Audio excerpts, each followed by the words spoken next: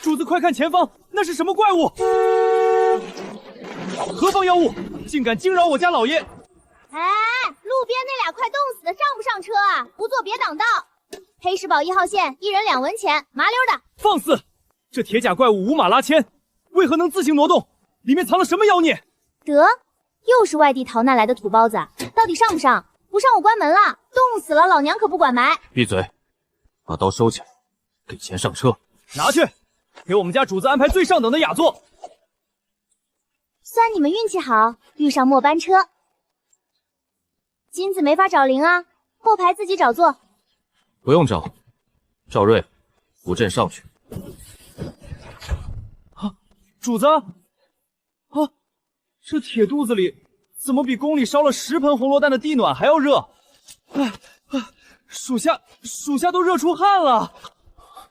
这座殿竟比江南织造局进贡的天千丝还要柔软。这满地饿殍的北地，哪来的此等奢靡之物2位外地客官，喝杯热奶茶驱驱寒。咱们城主大人定的规矩，大雪天上车免费送热饮。慢着，穷山恶水，无事献殷勤。主子，小心有毒。这是什么？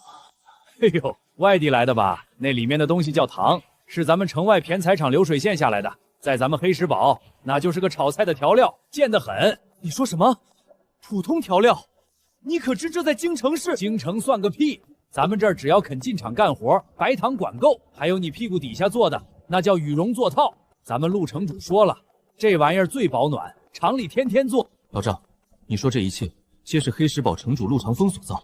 这5马的铁车，这白送的糖茶，还有这满车的暖气，那可不，这都是咱们城主大人做的。在咱们城里，沿街都铺了暖气管子，只要交点碎煤钱，大冬天在屋里光膀子都行。一派胡言，外头滴水成冰，京城权贵都得靠炭火熬日子。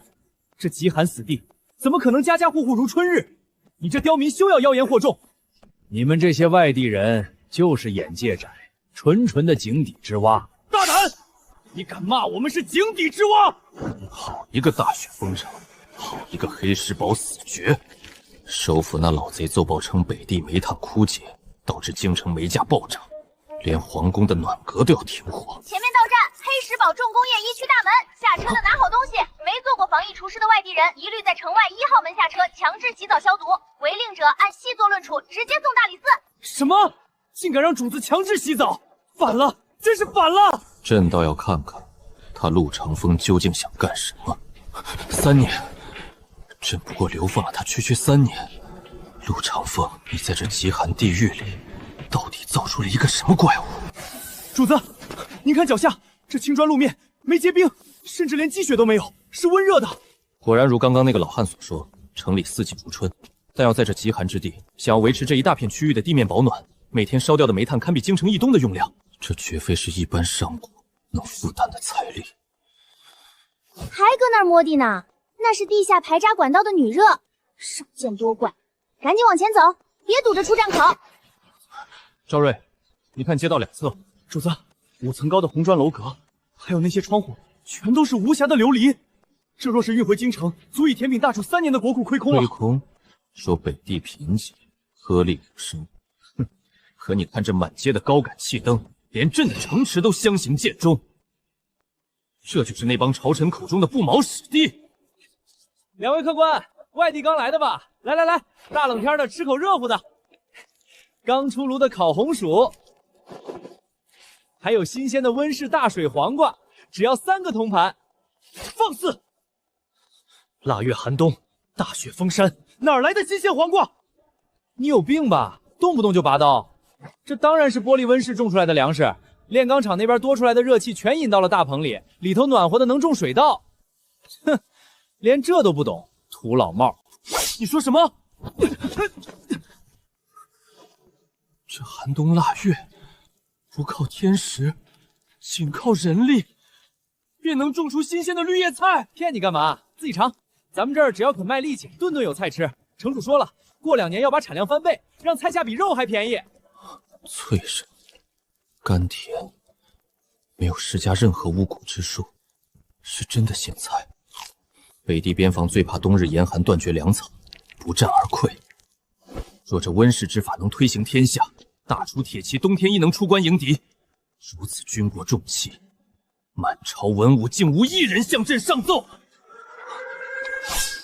主子放心，有敌袭。敌袭个屁！这是3号高炉的下班气铃，让让，别挡着工人们下班吃饭。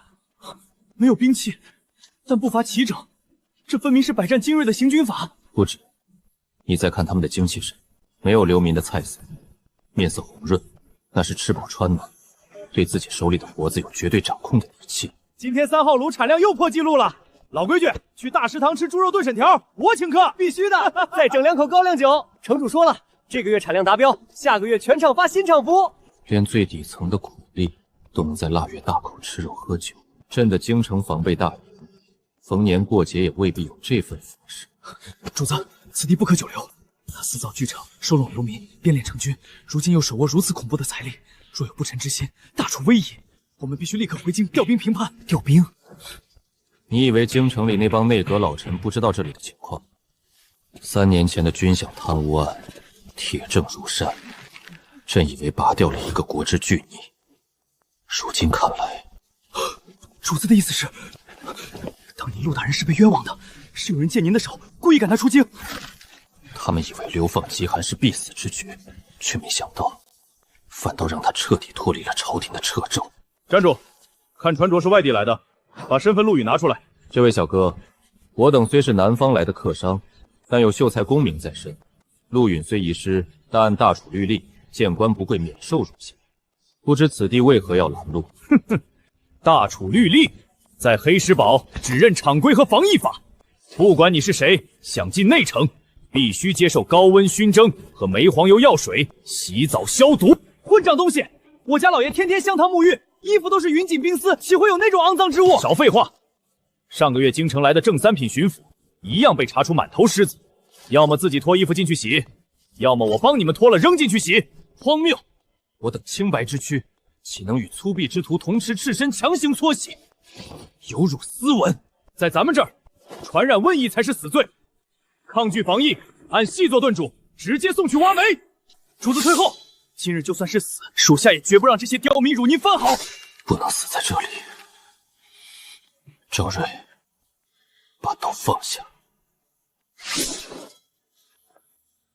我们洗。这是煤油肥皂，全身必须打满泡沫，搓出黑水为止。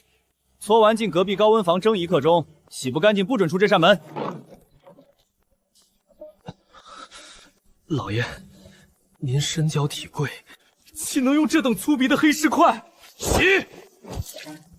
京城百官说这里是人间地狱，朕倒要看看这陆长风到底在玩什么花样。这热气好生霸道，主子可是毒气？不，朕双膝与后背每逢冬日便如针扎，太医院开了3年方子都毫无进色，可现在这热气硬生生钻进骨头，体内积压的寒毒正顺着汗水往外涌，朕的膝盖都不怎么痛了。属下早年的陈年暗伤被这一蒸竟也气血通畅了，这也是他的手段。用极度高温逼出病气，用药皂强杀虫患。这陆长风比皇宫里那些拿着高官附拢的太医强100倍。全城每天数万人洗澡，这得耗费多少热水柴火？就算把周边的大山砍秃了也不够啊！你忘了外面那些喷吐白气的铁管？他们烧的是煤。北地煤层坚硬如铁，冬天连镐头都刨不动，他哪来的人力挖煤？这正是最让朕胆寒的地方。他能让铁车自跑，定有法子让黑煤自出。陆长风到底掌握了什么力量？主子，这真是给苦力吃的伙食，这得花多少银子啊？这猪肉为何没有骚腥味，肥而不腻？这粉条竟然也如此爽滑劲道。新来的吧？这猪叫虚猪，城主大人教的法子，从小阉割，养出来全是肥膘，一点不腥。粉条是高产土豆打的粉，在这黑石堡，只要完成工厂定额，这种猪肉炖粉条敞开吃，管饱。你是说全城几万工人天天吃肉，顿顿管饱？当然，干重体力活没肉哪来的力气？城主说了，黑石堡不养闲人，但也绝不饿死卖力气的。这位兄弟，这满城的粮食肉食从何而遇？北渡宫寒伤到杜鹃，难不成是天上掉的？咱们城主建了100亩玻璃温室，引废气供暖，土豆1年收3茬。至于买肉的钱，咱们炼的高强钢，西域富商排着队拿金沙来换，有钢就有钱，懂吗？这叫重工业循环。跟着成功干，年底还有分红呢。还给你这些苦妇分红？工厂是大家伙的，咱们流汗，凭什么不能拿钱？你这人脑子里装的都是封建残余吧？赵瑞，念那墙上的字3年建设，零冻死，零瘟疫，零冻死，零瘟疫。主子，你别笑了，小心引来巡逻军。上个月京城爆发伤寒，内城死了3000，外城死了1万。户部说天灾难为，太医院说药石无医。朕在蔡庙冰冷的石板上跪了1夜，求上天垂怜大楚。主子，朕自诩天命之子，可朕的子民在天子脚下病死，而陆长风呢，在这满朝文武口中的人间地狱3年，没求神拜佛，只用了肥皂、热蒸汽和猪肉炖水条，就做到了朕做梦都不敢想的事。主子，我的腿好痛！赵瑞，你怎么了？这腿怎么变黑发紫了？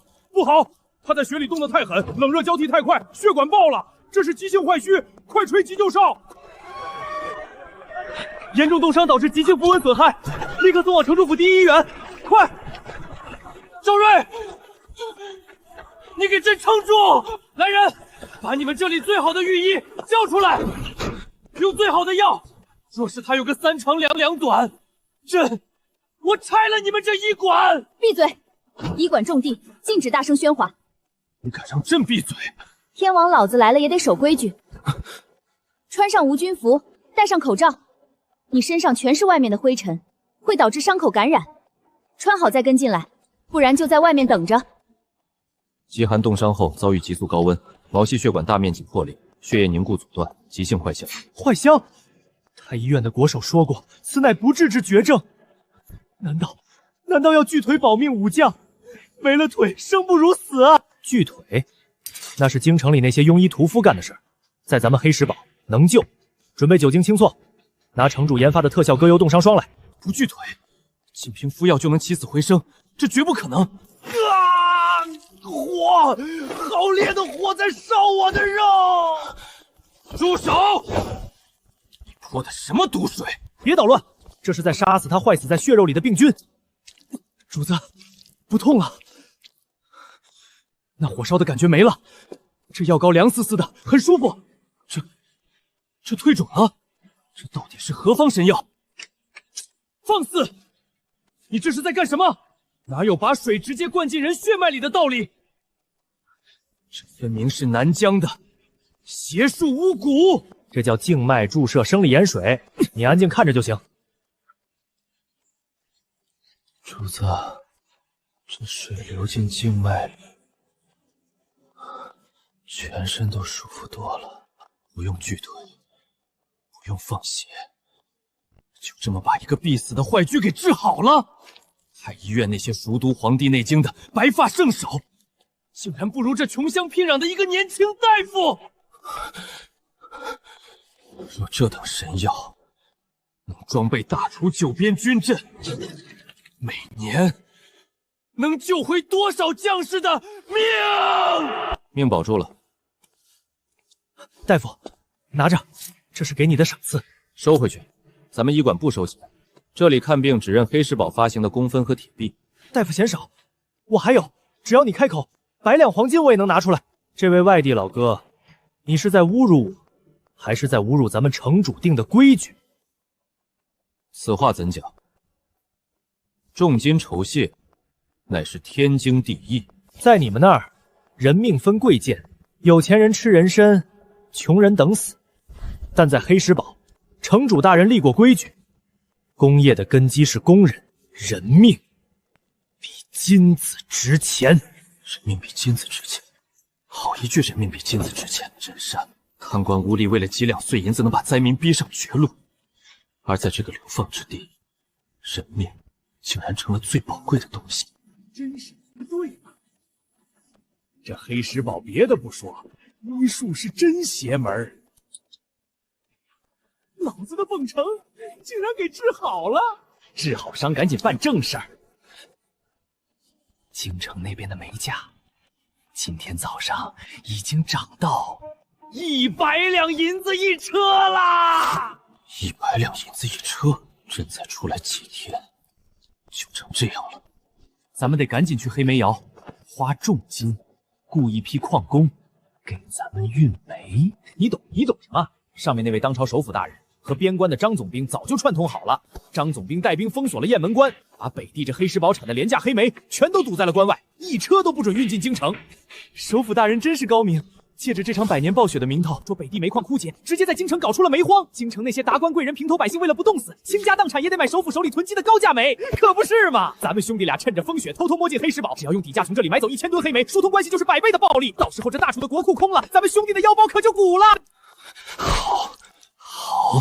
好一个首辅，好一个边关总兵！朕以为这漫天风雪是天不佑大楚，以为北地的煤矿真的枯竭，闹了半天，这所谓的煤荒就是朕最信任的内阁首辅勾结边防重臣一手炮制的骗局。他们封锁边关，切断回路，是为了把整个京城的百姓当猪仔一样宰杀，而朕像个瞎子一样被他们玩弄于股掌之间，还差点把能救天下的陆长风给当成了逆贼。防空防务1级警报，出什么事了？大夫，快准备担架！边关守将张总兵带领1万精锐私兵包围了我们黑石堡，他们打着剿灭流寇的旗号，要屠城夺矿啊！张总兵，首府的走狗！张总兵，首府的走狗！他们得知朕微服来了北地，怕他们囤积居集制造煤荒的阴谋败露，这是要杀人灭口！主子，1万正规军、长枪重甲，还有工程器械，这黑石堡只有一群拿扳手的工人，怎么可能挡得住正规军的屠刀？我们无路可逃了。逃？天底下哪有真龙给豺狼让路的道理？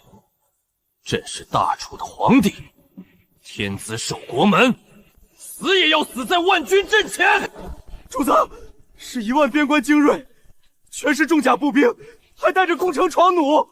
这黑石堡只有一群拿铁锤的苦户，城墙又矮，咱们今天全得死在这儿了。张总兵，好一个戍边大将！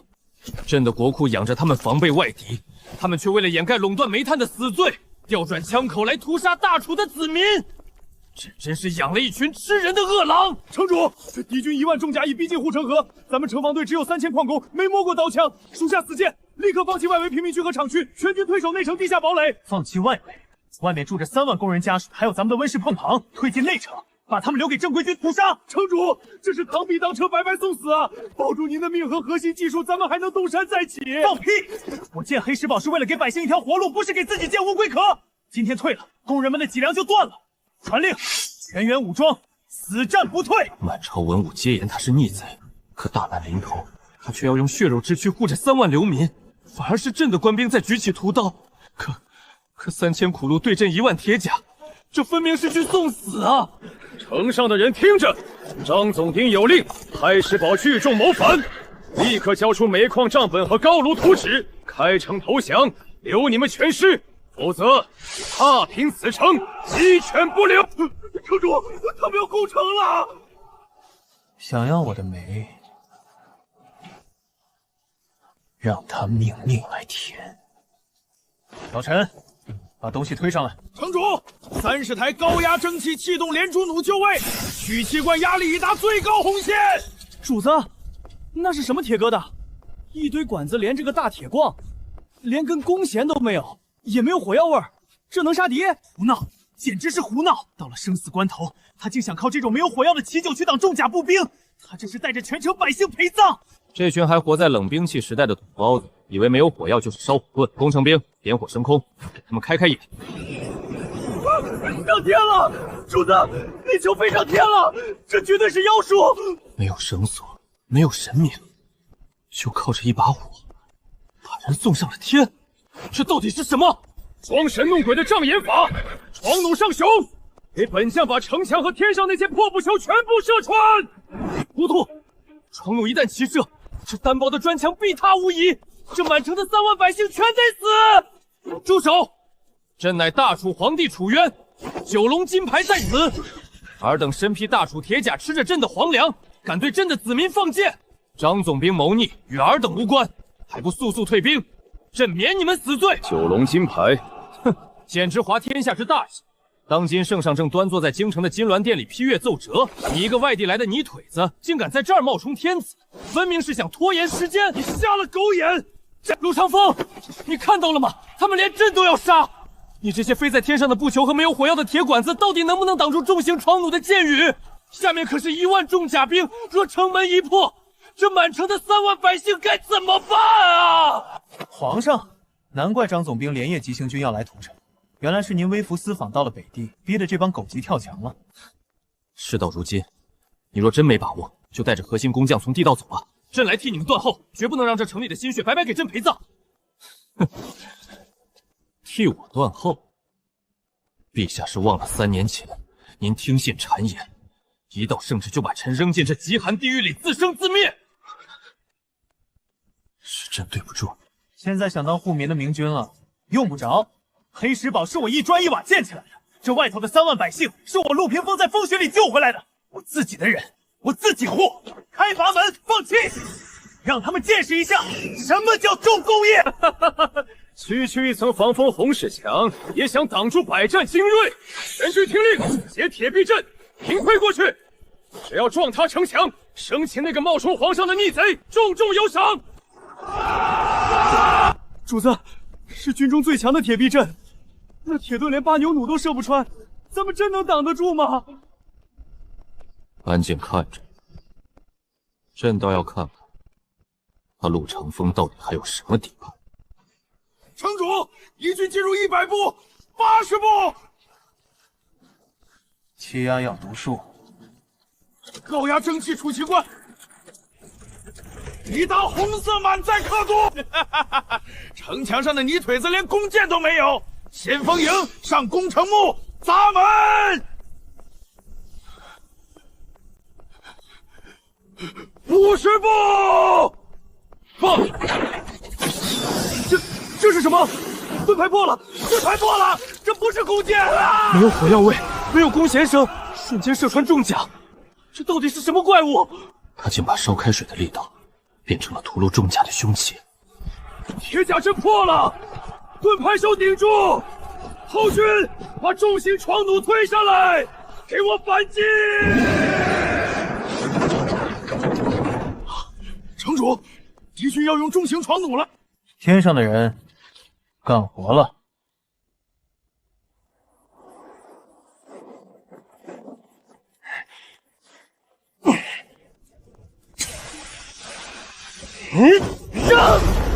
天上掉什么东西了？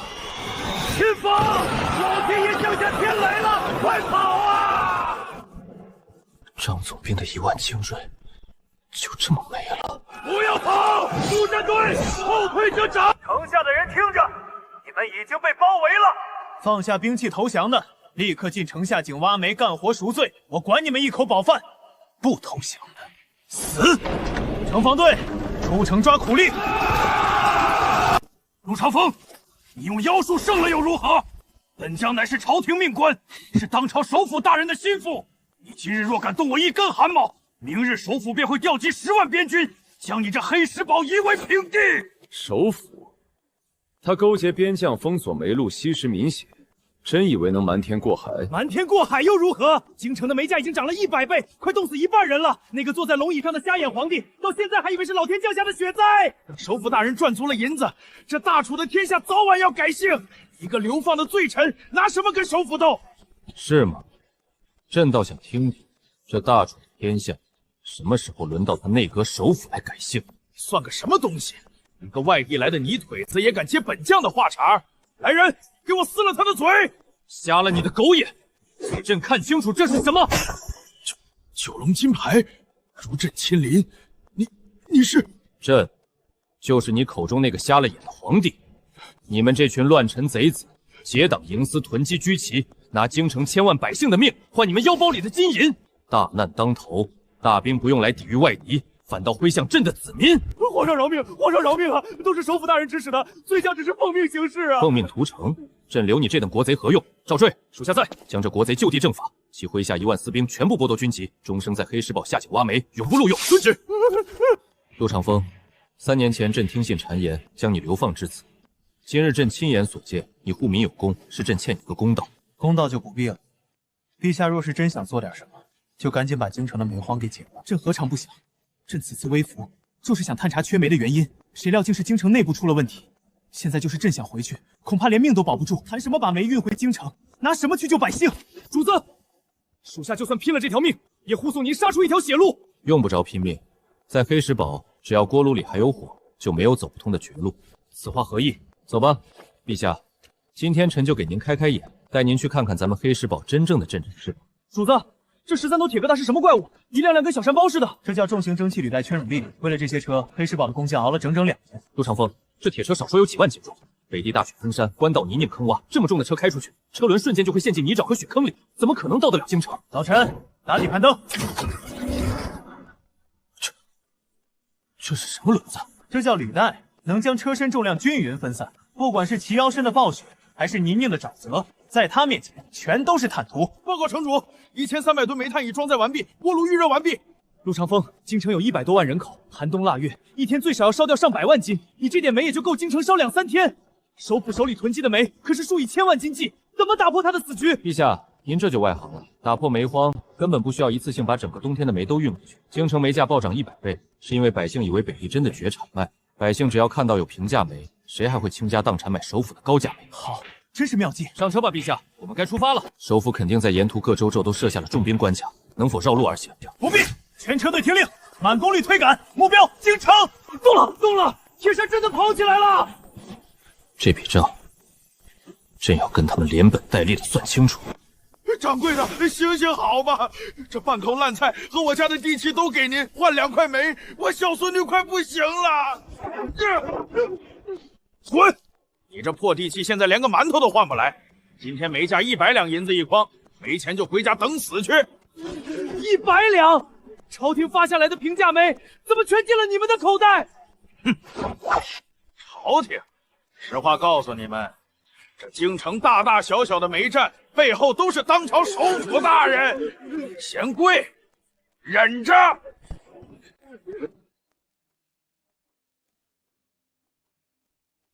李岩，张总兵在北地还没得手吗？父皇若是查出咱们在京城搞的这出煤荒，顾着东宫之位可就做到头了。殿下宽心，张总兵带了1万边关中甲，就算是一只苍蝇也飞不出黑石堡。皇上微服私访，不幸驾崩于北地雪灾，这已经是板上钉钉的事儿了。很好，京城搜刮的如何了？煤价已炒到100倍，城中百姓为了活命，正疯狂抛售良田祖宅。等殿下借着平定煤荒、救济万民的名义登基称帝，这京城的钱粮地契便全在殿下的内库里了。父皇啊，父皇，你千不该万不该！贤姑行事狠辣，动了废楚的心思。这大楚的天下该换姑来做了。太子殿下，首辅大人出事了，张总兵败了，1万重甲全军覆没。皇上没死！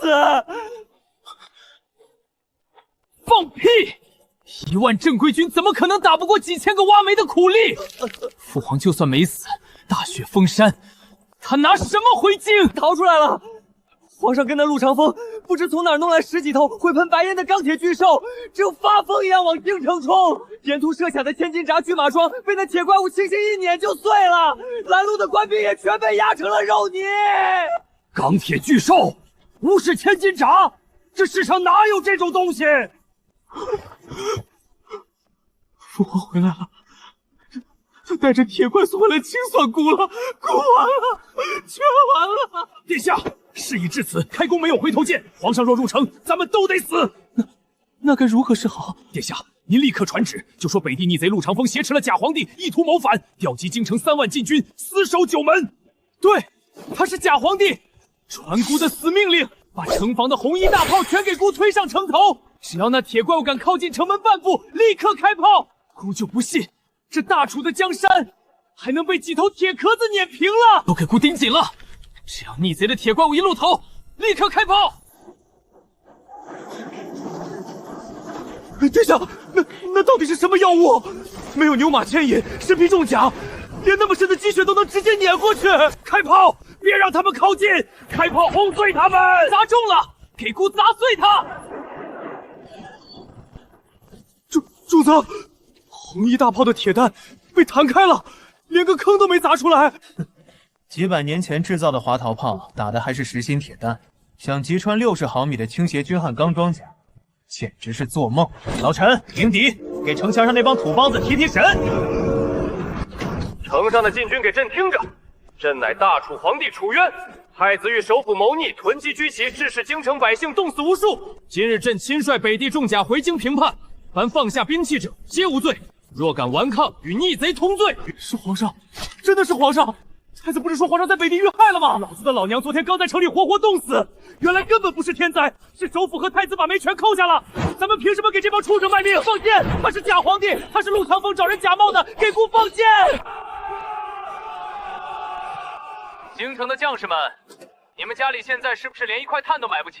是不是只能眼睁睁看着爹娘妻儿挨冻？老陈，卸货！看清楚了，这是北地的无烟煤。今天我把话放在这里，这煤不要100两，也不要50两，按大楚原本的评价，10文钱一筐，敞开供应，且后续不断供应。去他娘的太子！老子的媳妇儿孩子正等着没救命呢！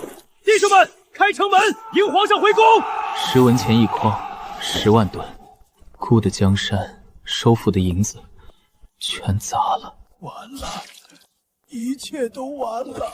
陆长风，你不仅救到了朕，还用这满车黑炭救了朕的百姓。这才哪儿到哪儿，陛下坐稳了，咱们该进城算总账了。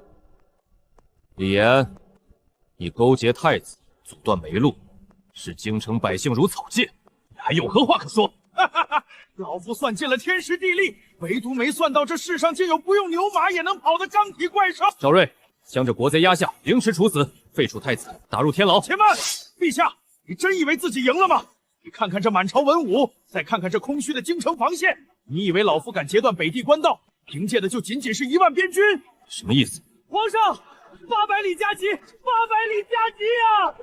雁门关守将开门叛变，北莽10万铁骑已踏破边关，长驱直入。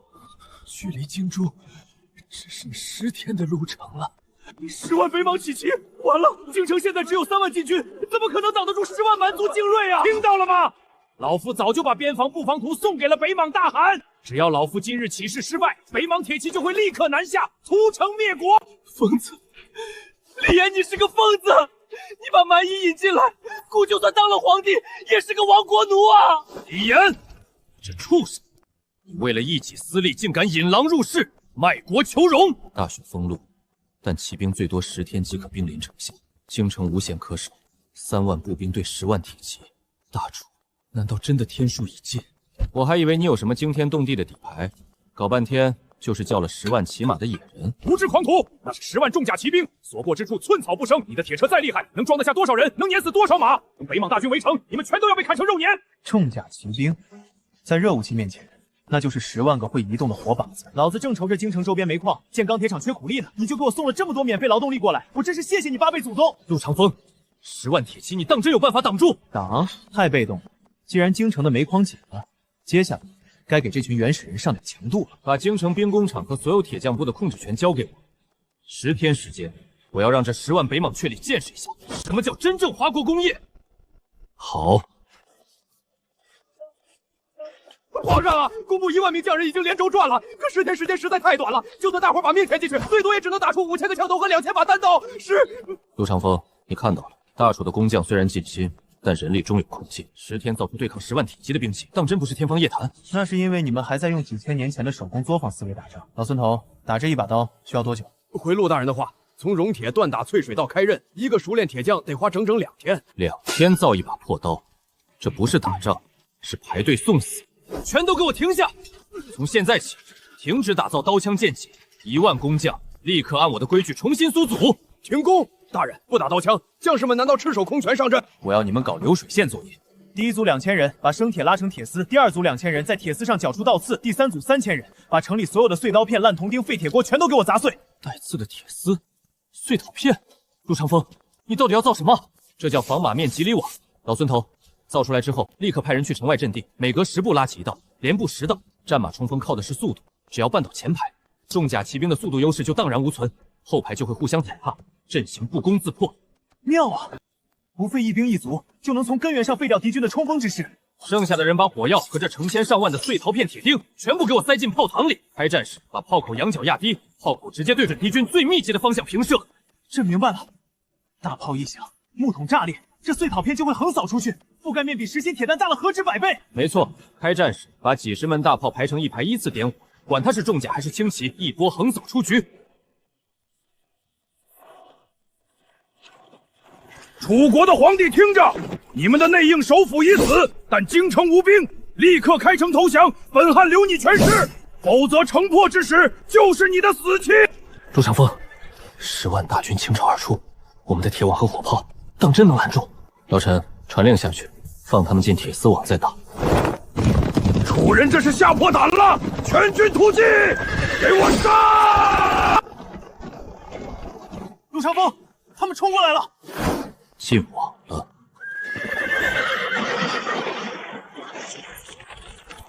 大汉，雪地里有带刺的铁网，马腿全被割断了，冲不过去。给本汉砍断它，继续冲！开炮！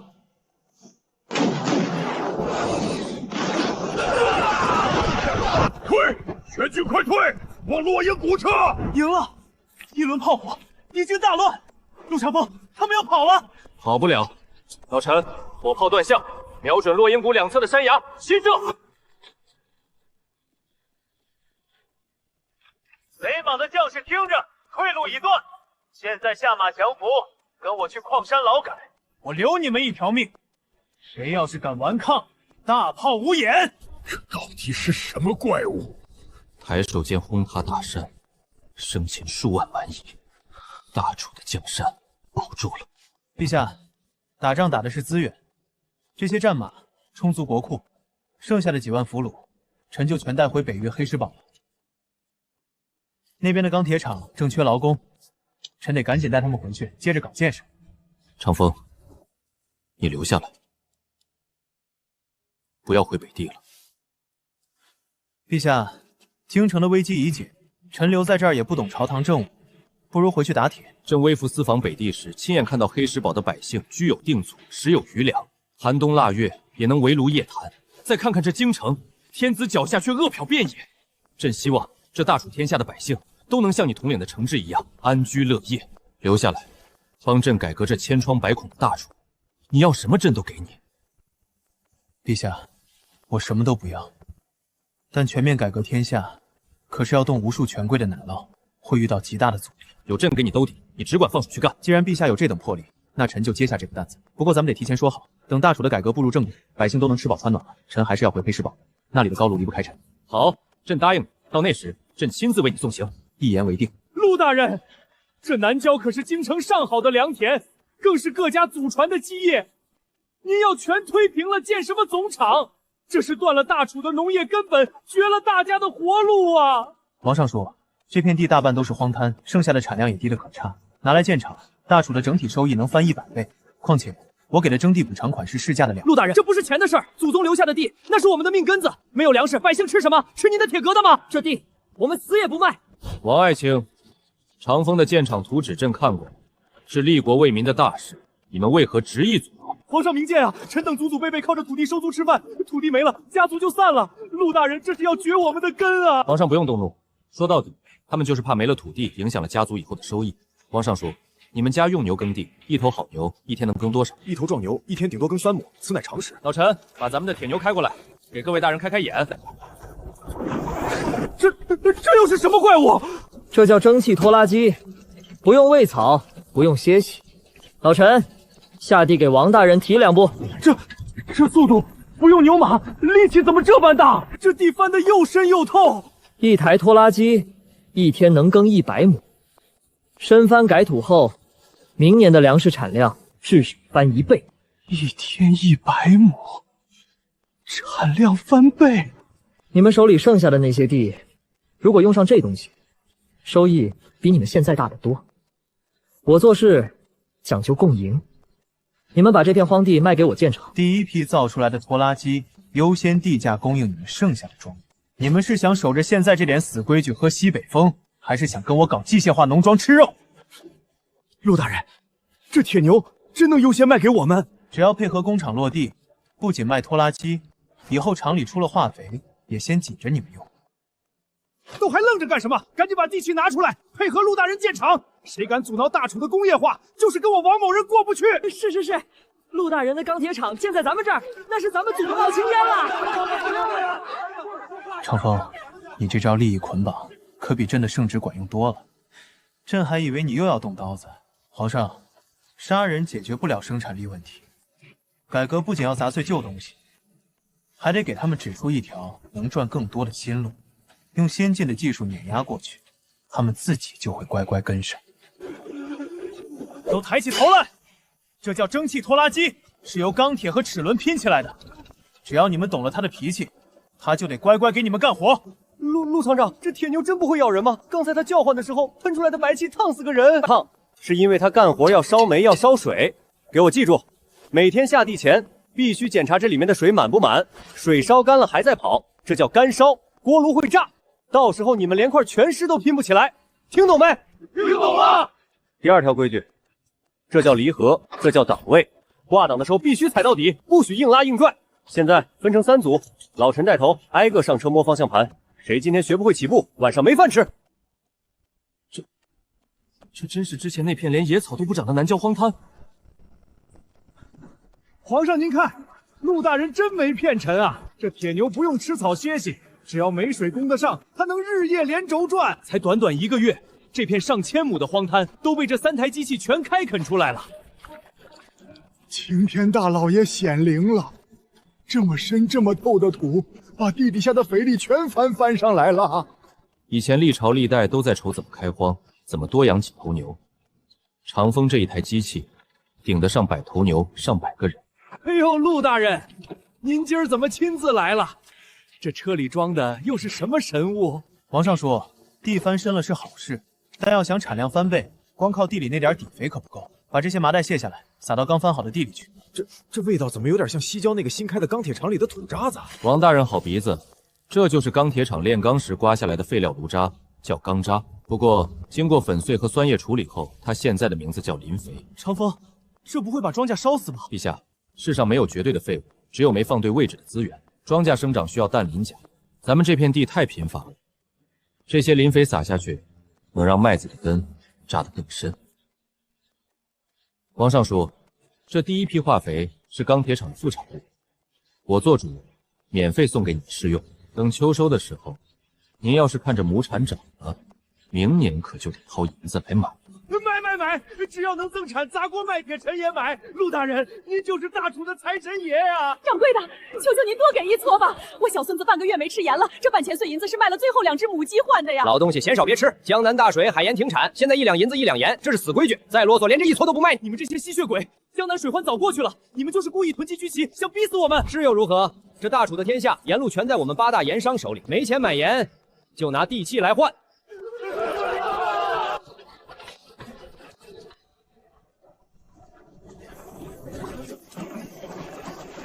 1号池加生石灰乳，2号池闹团酸溶液，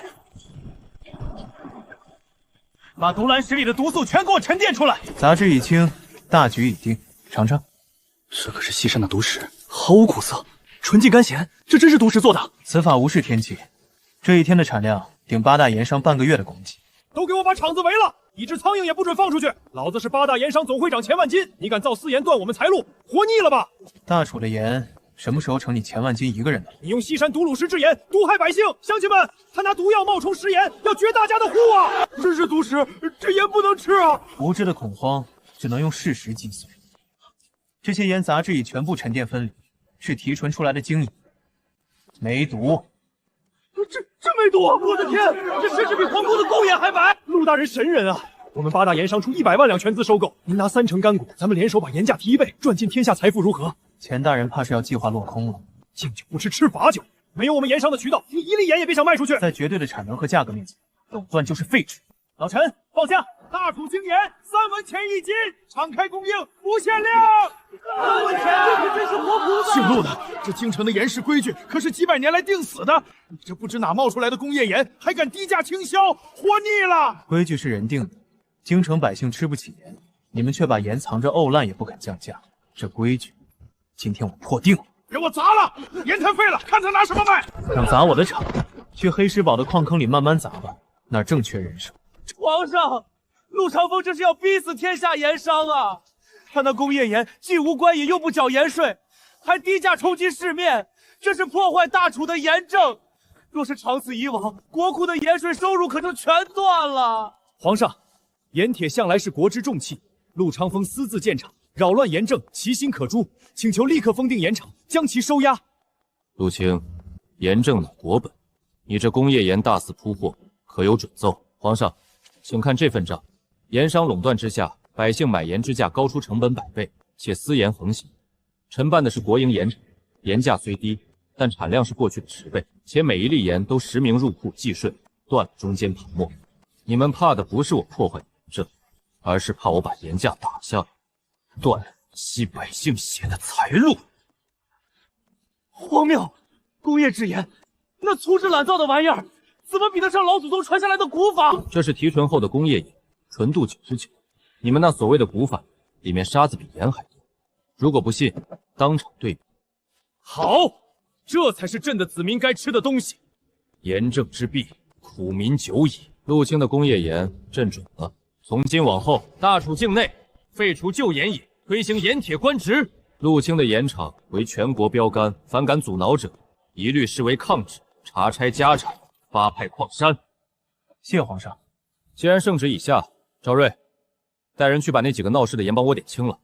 以后我这盐场的货，谁敢动歪心思，就是动大楚的国策。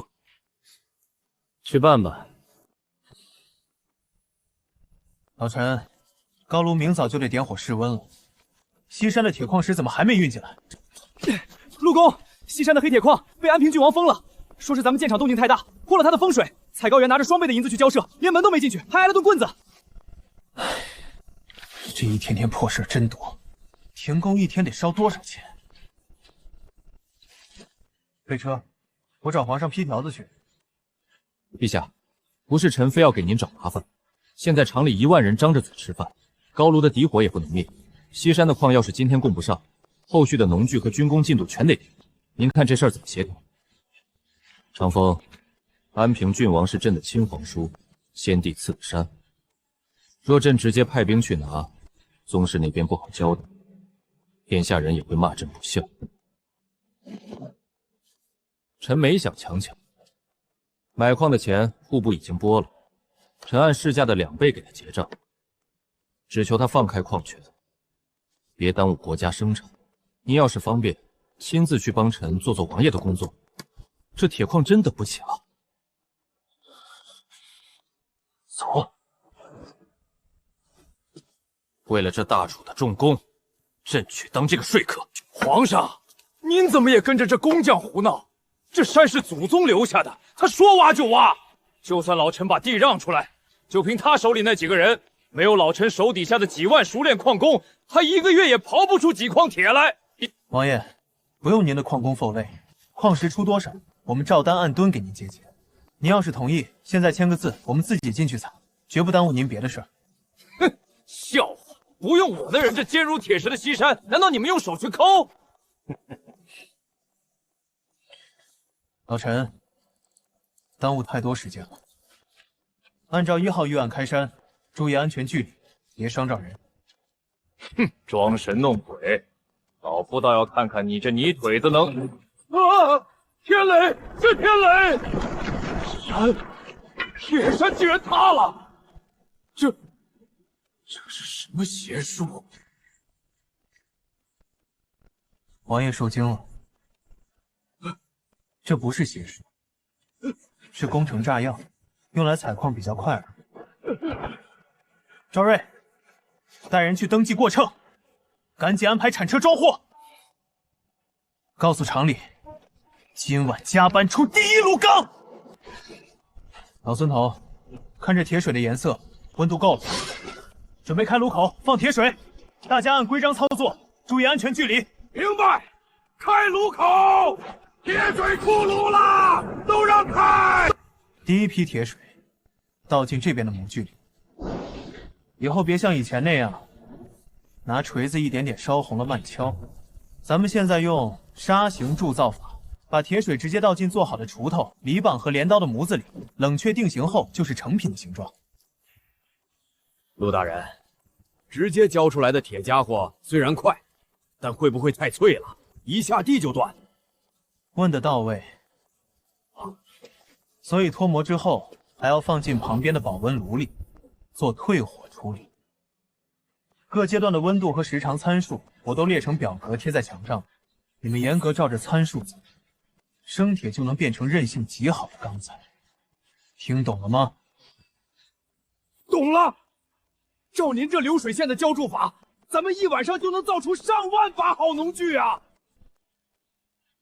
这位爷，您看，这新铁厂发下来的钢犁又轻巧又锋利。以前这么硬的黑土，2头壮牛都拉不动，现在1头牛轻轻松松就翻开了。好用就好。老人家，这上等的钢农具定不便宜吧？不要1两银子，只要10文钱。听说厂里是用什么机器倒出来的，便宜得很。10文钱，百炼钢。陆长风这小子，竟真的做到了。主公，陆大人此举，可谓解了天下农户的燃眉之急。这解的岂止是燃眉之急？他陆长风在特区日夜炉火不息，住的哪里是农具？他这是在替朕、替大主铸造民心。主公圣明，特区工坊如今流水线全开，堪称神迹。传朕的旨意，特区所需的一切物资与人力，一路绿灯，任何人不得阻拦。主公请看，这就是臣所说的水泥。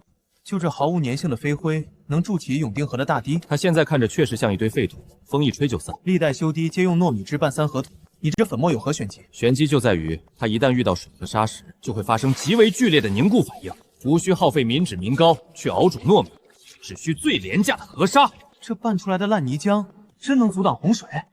等这滩泥浆风干12个时辰后，它就会变成比岩石还要坚硬的铜墙铁壁。光有水泥和细沙还不够，想筑起万世基业，掺入这么多碎石，岂不是会让这灰浆变得松散易碎？恰恰相反，主公，碎石才是这混凝土真正的骨架。水泥化作血脉金茂，将这些碎石死死咬合在里，一旦彻底干涸，这就是千秋万代都砸不穿的基石。南城这些安置流民的排污，全是用这混凝土浇筑出来的。朕方才看了一圈，竟已拔地而起数10栋。只要木板模具搭得足够快，咱们1天就能浇筑出一条街。1天1条街，有此等神物，何愁天下流民无家可归？长风，用这跨时代的奇物，给朕筑起大楚的钢铁江山。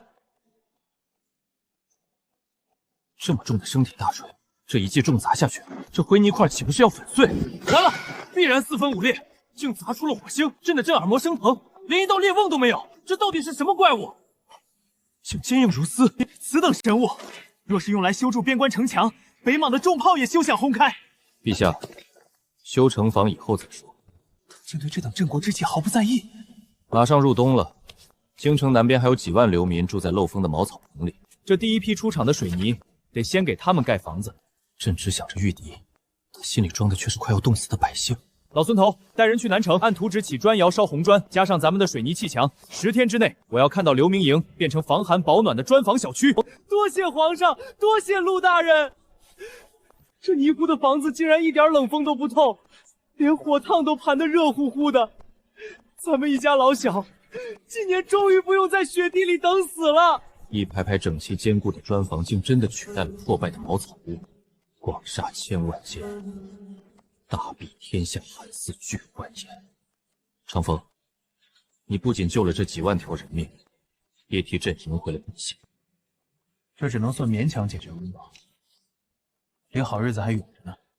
陛下，您别急着感慨，水泥厂的产能还得扩，等开春冰化了，咱们还得拿这东西去修水利堤坝。陆大人，这春雪来的太猛了，以前都是用沙袋和木桩堵，今年您非要先拿着铁架子，这水眼看就要漫过来了，能行吗？沙袋挡得了一时，挡不了一世。老孙，过来，我有急事吩咐。陆公，您吩咐。记住，水泥抗压不拉沙，遇到冲击力容易断，咱们得给它加上骨头。这钢筋就是骨头，你们绑的时候十字交叉点必须扎紧。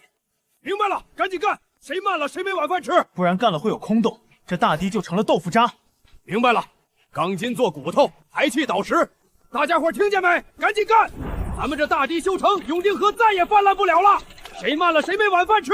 都给老子拿出拼命的劲头来！浊浪滔天，这大地竟纹丝不动。历朝历代，永定河春汛必决口，淹没良田无数。如今这钢筋混凝土一出，竟犹如定海神针，这水患算是彻底治住了。堤坝修好只是第一步，防汛是手，咱们还得学会用水。长风之才，真乃大楚之幸。水利纺织厂就在下游，那里正在改变大楚的布票产量。走吧，陛下，跟我来下游。走，朕倒要看看你那水利纺织又是何等乾坤。大家看好，这叫水力飞梭织布机。外面的水车连着转斗着，动力是自动的，不用你们费力去手摇。工作很简单：第一，看着线轴，快用完时及时接上；第二，注意立刻拉红杆停机，千万别拔伸进齿轮里。陆大人，只要看着就行。这能织出布来吗？老天爷，这飞翔的速度快得肉眼都看不清了。才半个时辰，这卷布竟比我以前织1个月还要多。这大半天的功夫，织出的布眼竟然还如此细密。效率还可以，不过传动皮带还需要微调节，这才是工业该有的速度，必须压榨出最大产能。厂长，就按这个初步的码数重新排班，12个时辰3班倒，我要这条线彻底转起来。三班倒，大人，这卸人不卸马，铁打的轮轴也得烧坏啊！轮轴烧了就换铁的，只要水车还在转，产量就1刻不准停，立刻去办。3天后交不出定额，我拿你试问。老天爷，这么厚实的新棉袄，真的是白发给咱们流民的，这白袍都挣过这么多。这布是用新式水利织机连夜赶出来的，只要有我在，管够。今儿总算能活命了。只要水轮的轰鸣声不停转，大楚的百姓就绝对动不着。大人是活菩萨，俺们全家这条贱命。我不收什么贱命，领直了说话。只要大人给饭吃，俺什么苦都能吃。我只要有把子力气，能守规矩的产业工人，穿好衣服，喝完热粥，明早准时进厂，用工业斗鼎民生，这才是真正的良性血液。高丽纸也挡不住北风，你那玻璃神物，平民怕是用不起。陛下，玻璃就是一堆烤化了的沙子，不值钱。压普通玻璃镀银的高端货，去赚快钱。正好厂里扩建缺钱，那就拿达官贵人开的。那烤化的沙子，这怎么可能？正好厂里扩建缺钱，那就弄点快钱。这快钱你要怎么弄？压出来的普通玻璃，极低价给百姓运衡。另外，我再弄点镀了银水的高端货。既然达官贵人也嫌冷，就去赚他们的钱。陆厂长，成碱和石灰石全磨成细粉了，按比例混入石英砂，加煤，风箱拉满，温度给我飙到1500度以上。老天爷，石头真能烧成水，化了，沙子变成通红的汤了。排气炮，准备开炉出料，推压盐轮，不要停。乖乖，这得是多大的一块水晶窗啊！这要是拿去多宝阁，不得值上万两白银？出息！这是铁轮压的平板玻璃，有水波纹，这种残菜品根本不值钱。送后退火窑，以后流水线一天能压几千块，要的就是比土砖还近。这叫银镜反应。以后的绝密工序归你。就这几杯清水，能弄出什么名堂？玻璃放平，倒上去，不许手抖。主子，到了。屏住呼吸，看好了。快，里面有个人！那是你的脸。这叫纯银玻璃镜，连我脸上的灰都，这简直是仙气！找好木匠，镶最贵的紫檀木框，明天去拍卖行，钢铁厂的命脉就靠它了。天下仅此一面无价宝，起拍价1万两，连眼角细纹都一清二楚，我出2万两。3万两，谁敢跟老子抢？4万两，李大人出4万两，还有更高的吗？6万两，给我砸上去！8万两，盐商总会出价8万两。8万两。就那一块镀了银水的玻璃，钱一到账，立刻全部划给工部。好，全拿去扩充军备。不，补贴民用。这8万两够玻璃厂全速运转。明天我要让5文钱的玻璃把太阳照进穷人的屋里。这透亮的东西真只要5文钱，要是被小贼砸了，老汉我砸锅卖铁也赔不起呀。老丈，您把心放肚子里。厂长说了，流水线压的玩意儿根本不值钱。万一真碎了呢？坏了随时去厂里买，5文钱1块，管够，装好了。您老往后退，让光进来。爷爷有光，屋里好亮，风也吹不进来啦。真的，不透风却透光，5文钱，就只要5文钱啊！这是把太阳请进咱们穷人的屋了啊！短短1年，10万北莽俘虏成了修路的劳力。蒸汽拖拉机让大楚的粮仓满了3倍，流民全住上了砖房，连这京城里的瞎子都知道，如今是大楚100年来最好。今日当真要走？内阁首辅的位子一不二直空着，只要你一句话。咱们1年前在城楼上可说好的，钢铁、水泥、化肥、纺织全套的生产手册我都留给老孙头了，只要他们照着规章制度干，不瞎指挥，这套工业机器自己就能运转得很好。满朝文武挤破头想要的权倾天下，在你眼里，竟还不如这几台履带车。管理朝政是您的专业，我的专业是搞生产。京城这边现在全是流水台上的重复劳动，我已经帮不上什么大忙了。但我黑石堡的实验室里还有一堆新项目等着开工呢。这蒸汽铁牛，还有那些玻璃化肥，都已经堪称实际。你回北地还要搞什么新名堂？蒸汽动力还是太笨重了。臣在北地勘探到了一座大型铜矿，接下来我要搞发电机。好，朕答应过你，在北地放手去干，要钱朕给钱，要人朕给人。只要朕还在这一天，大楚的国库就是你黑石堡的后盾。多谢陛下，那臣就回北地打铁去了。皇上，陆大人这一走，